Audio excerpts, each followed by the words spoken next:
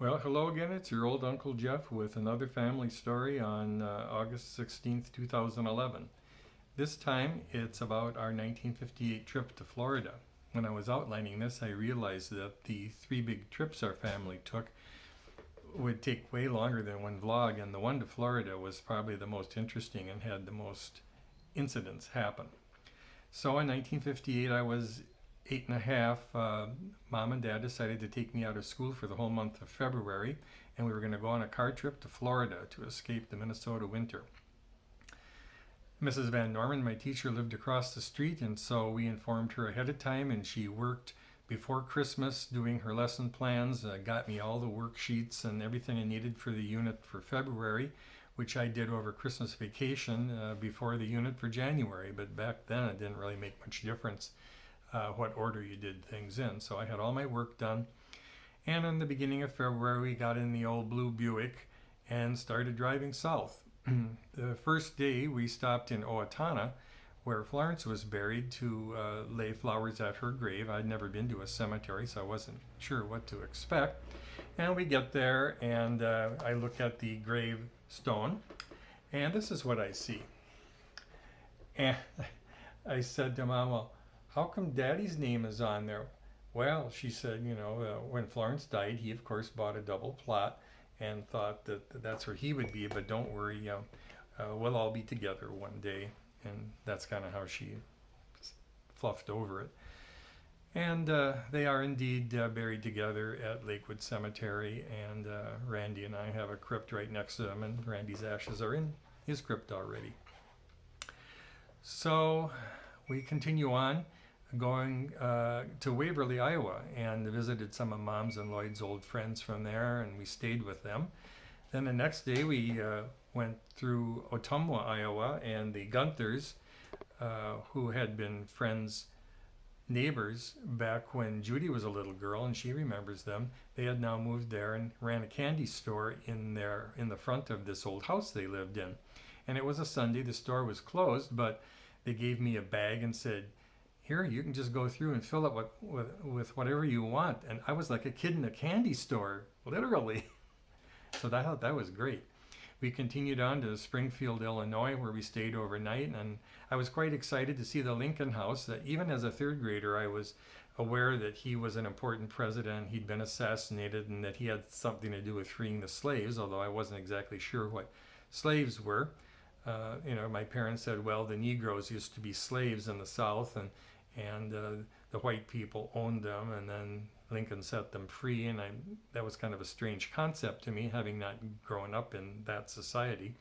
But I got to learn about it as we went through the South, and I could see the Jim Crow laws of 1958 were still in full force, with colored signs everywhere for the dirtier drinking fountain and the schmutzier bathroom, that kind of stuff.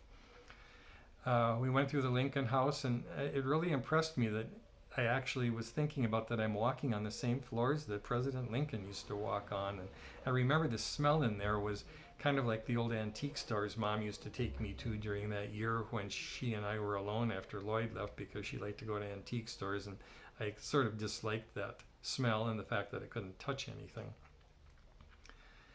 So we continue on. The next day we go to Fulton, Kentucky, Tennessee, a town that straddles the state line. And by this time I was developing an interest in geography, and I thought it was really interesting that a town would straddle a state line, and we stayed on the Tennessee side.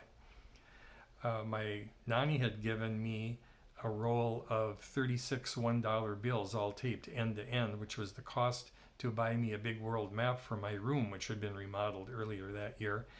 And my dad took this roll along, and when he would pay for gas at the gas station, he would hand the first dollar bill to the attendant, and he'd start walking away, and the roll would start unrolling. He'd say, stop, wait, we have to cut these. And this would confuse a lot of people and say, I've never seen dollars that come out like that. So we had fun with that roll. I remember all the towns we stayed at for some reason: Tuscaloosa, Alabama, Valdosta, Georgia. They were all unusual names, but we had this little flip over triptych that the AAA used to give you for driving, because you just drove on regular 2-lane roads. There weren't any freeways, or maybe there was one in Florida, but we didn't really drive on any 4-lane roads. And so I was following all the little towns we went through, and that's just my interest in geography. So we get to Daytona Beach. It's kind of late in the evening, but Mom and I want to run down to the ocean and wade in the water because that would be something fun to do in February when it's supposed to be cold and icy. We didn't realize the Daytona Raceway was on the beach, and we had to walk across this several block long, hard-packed area of sand that they raced on, but we finally got across it and waded in the Atlantic Ocean. About 1 a.m. That morning, the lights came on in our room, and there was a strange couple standing in our room. And I remember waking up and Mom grabbing me, and Dad stood up, and he was defending our honor. And "Get out of our room! What are you doing in our room?" Well, as it turned out, the night clerk had inadvertently sold our room to someone else, not knowing it had been taken, and gave them a second key. And it was an honest mistake. But I remember my mother got very emotional, and my father got very aggressive. Two things that I didn't normally see from them.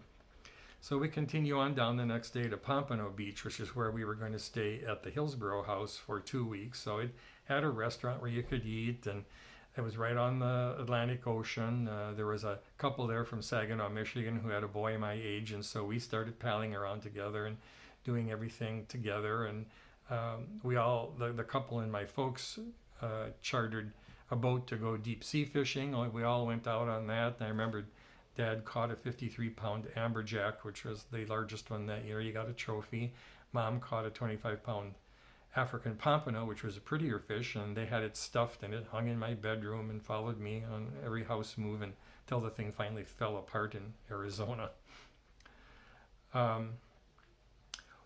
While we were there, we did a weekend drive down to Fort Lauderdale because Mom and Dad knew a couple from the cruise they'd been on when they went on their honeymoon in 1956, and this couple lived in Fort Lauderdale, so they invited us down for Sunday dinner. So we got dressed up in our sport coats and ties and drove down to Fort Lauderdale, and the couple was showing a lot of interest in me and asking me about the trip, and so I was telling them about how my friend Brent and I had started collecting license plates, and this has just been the best trip because we could stop at all the gas stations and ask if they had any old license plates, because back then every year you got a new license plate and you changed them in January, and so the old ones would be discarded around gas stations. And indeed, I had quite a stack of them already wedged in between the upright spare tire and the sidewall of the Buick's trunk.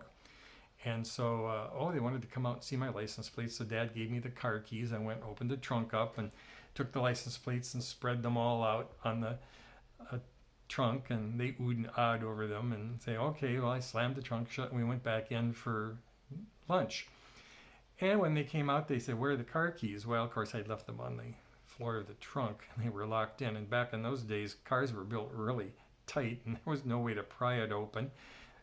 If they had a spare key, it was back at the hotel in Pompano Beach, and I would think they could have just driven up there with the other people's car and gotten it, but they didn't do that. They called a locksmith, came out and fiddled around. They ended up taking the back of the seat out of the car and reaching in with some sort of a grabber to pick the keys back out. So that was quite a memorable experience there.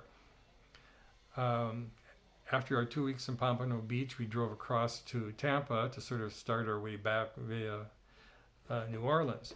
The weather had not been real warm during this trip, and in fact in Tampa, the high one day was 38 degrees, which was exactly the same high as Minneapolis that day, where they were having a little bit of a heat wave, and so we had to laugh about that.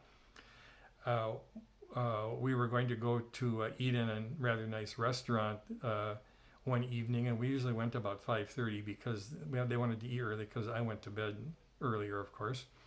So we were all dressed up again in our sport coats and went to this restaurant, and there were maybe 4, 5, 6 tables full of this huge restaurant. Everything was empty, and Dad asked for a table, and the maitre d' sort of looked at us and said, well, do you have a reservation? And he said, oh no, I didn't know we needed one. It looks like you have a lot of tables. He said, well, let me put your name down here. What's your name, sir? And he goes, Peter Vodheim. And the guy goes, and he says, well, I'm sorry, we just can't serve you. He said, I'm sorry, we just, the tables are all reserved. I'm sorry, we just can't serve you. Well, he said it in a certain way that both my parents figured out they were being discriminated against. And back in those days, Jewish people were often discriminated against in Florida. Well, my parents both had prominent noses, and we had a funny sounding foreign last name that rhymed with Stein. So the guy was assuming we were Jewish. My parents went, my good sir, we are not Jewish. And he goes, like that, like he didn't mean that.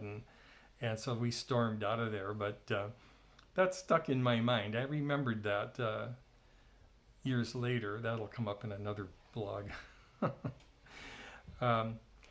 The big incident in Tampa was one night back at the hotel. They decided after dinner there was going to be a live band, and even though my folks didn't party much or dance much, they wanted to stay and do a little dancing. So they gave me the key and go back to the room. Now be sure to lock the door, and you go to bed, and we'll get a spare key from the desk when we come home. So they came back about midnight, tried their spare key. The door wouldn't open. Well, I of course had locked the door very well. I threw the deadbolt on the inside, which apparently could only be opened by a person on the inside, which, in retrospect seems a little strange, because what if somebody, dies or has a seizure or something in the room, and they've thrown the deadbolt and you have no way of getting in on an emergency basis? But that was the situation. So they started banging on the windows and the door. Well, this woke up all the people on both sides, and the couple next door said, well, come on in, maybe you can get in through the adjacent door that goes between the two rooms. That door opened, but not the door to my room, because I made sure that one was locked too. So they get the front desk down, and they have the hinges are on the inside, so you can't take the door off, and they got the maintenance guy, and they ended up dismantling the window to be able to reach in and flip off the deadbolt. And here I am, I'm sleeping on a rollaway right under that window. I never woke up. I was in deep stage 4+ sleep, and no way they were going to wake me up. Of course, Mother was in tears because she got very emotional at times like this, and she of course thought I died somehow, and she scooped me up in her arms, and and I never woke up. I only heard about the story the next day when they told me about it, and of course multiple times it's been related at family events. So we leave Tampa. We're driving toward New Orleans. We stop in Gainesville to visit Dad's nephew, or my second cousin, Bob. And he was a doctor from Dad's brother's family, who was a doctor, and everybody in that family was either a doctor or a nurse. And Bob was a very talented pianist. He had this beautiful house, and he was teaching medicine at the University of Florida at Gainesville at that time. He had this huge grand piano. Of course, he played for us, and it was obvious that he should have been a musician, but he was forced into being a doctor by his family. And he was also my only known gay relative. He was sort of closeted back then, but eventually moved to New York with his partner and was a corporate doctor for the rest of his life, living into his mid-90s. While in Gainesville, we happened to stop at a gas station that was also a U-Haul trailer place. Now, back in those days, there weren't U-Haul trucks or vans. You just bought a trailer and hooked it on your car. Well, I asked, do you have any license plates? They said, oh yeah, we take them off because they're from different states, and we re-register them in Florida, and we throw the plates out in the grove behind. He said, watch out though, it's full of cow pies. And so I go running back there, and I'm finding license plates from Oregon, Washington, Wyoming, Maine, all these states we haven't gone through.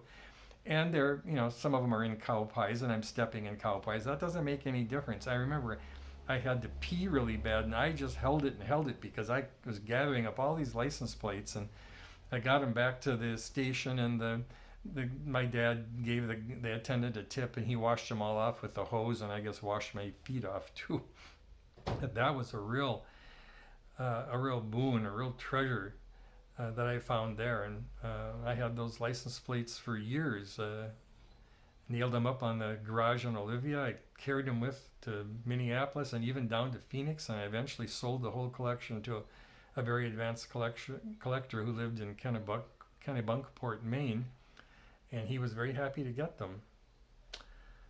We continued on to New Orleans, and we'd been staying at Howard Johnson's, and I could have my favorite meal, a hamburger and fries, because I didn't like much other type of meat or anything. I mean, I liked Bee's home cooking, but I was suspicious of anything from a restaurant.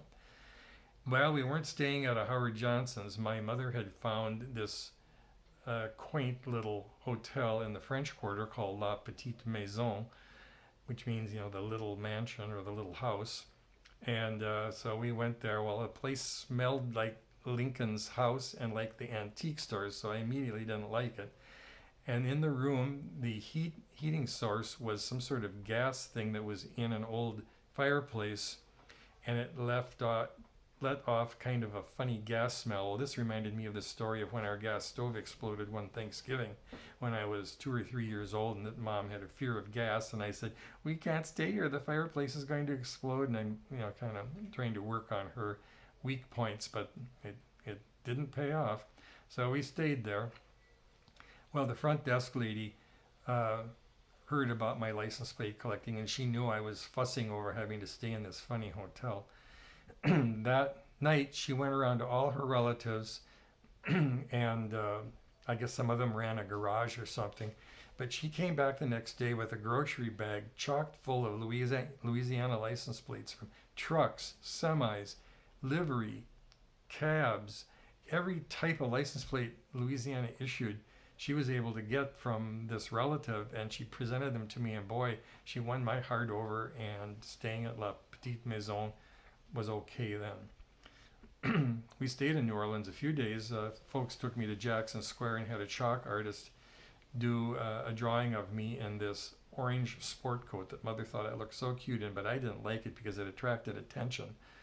And what kid wants to have attention attracted to him, especially in a sport coat that looks like an emergency traffic cone, But everybody, I'm sure, in the family has seen that. It used to hang in our house. And I actually still have the drawing in Mexico.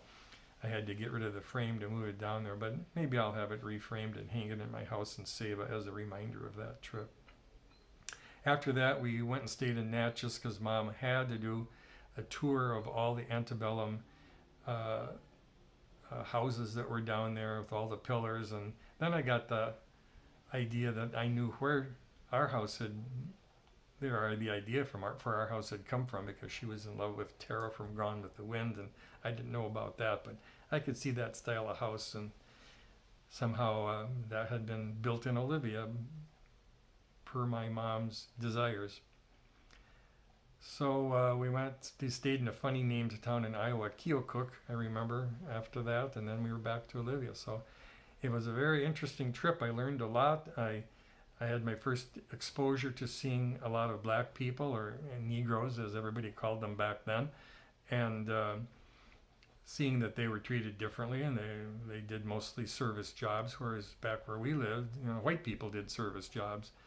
And it made an impression on me and formed the way I would think about that earlier in my life than I think most kids who grew up in a little town called Olivia. The next vlog will be about our trip to Mexico and Europe. Wasn't quite so eventful, so I think I can put those both in one video.